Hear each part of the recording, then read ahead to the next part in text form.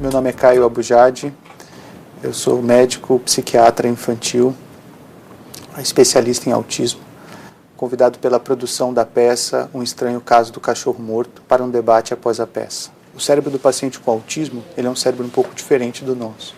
Ele é um cérebro mais hiperexcitado. Funciona mais ou menos assim. É como se o nosso cérebro, ele faz uma atividade de cada vez.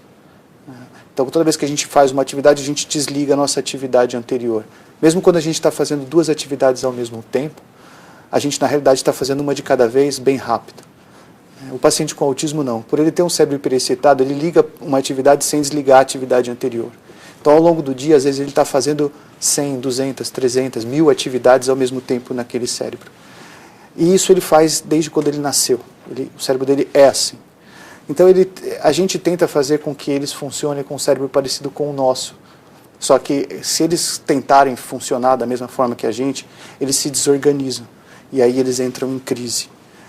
Então, desde pequeno, eles vão criando um método para se organizar. Você tem um padrão de comportamento repetitivo. Na realidade, isso é um cérebro tentando se organizar. Tá?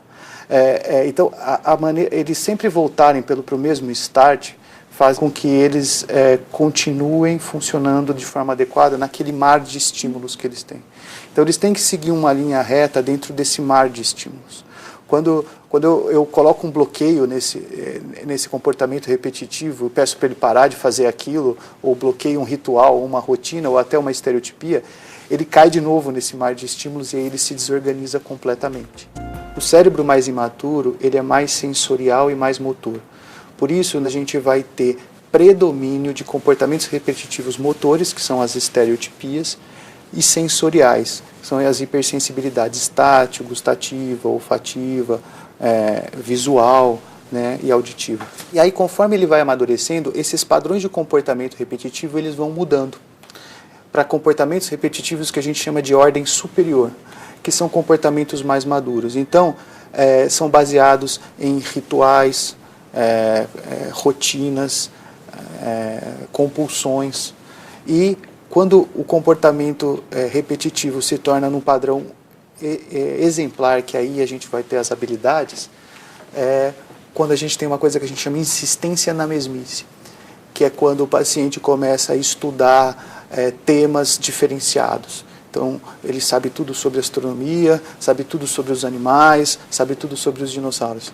Então, vejam, você tem o mesmo comportamento que é uma estereotipia e o alto interesse por astronomia é a mesma forma de trabalhar aquele cérebro hiperexcitado, entendeu?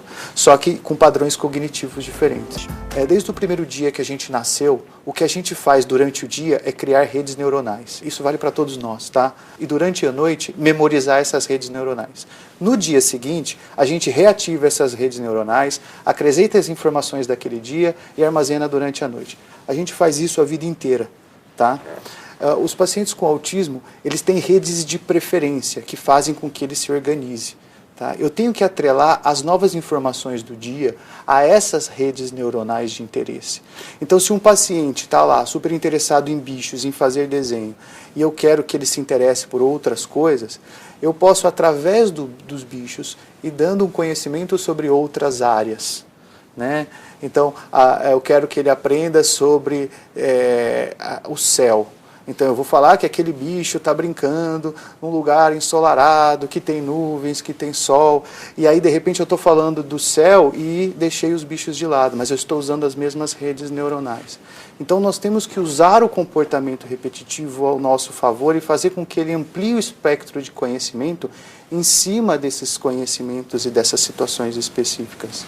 A importância de que as pessoas vejam o autista como ele é, e não tentem transformar ele numa pessoa típica, entendeu? Que se a gente conseguir dar para eles o mundo que eles precisam, eles vão se desenvolver super bem. Meu nome é Jorge, eu sou pai de uma menina autista. Eu queria saber se as pesquisas mais avançadas indicam alguma diferença entre as meninas e os meninos que têm autismo. Sim, mesmo as pesquisas mais antigas já mostravam uma diferença muito grande. As meninas com autismo, elas tendem a ter um quadro um pouco diferente. eu estudei que os quadros das meninas são mais graves na teoria. Só que, na prática, eu não consigo ver essa diferença.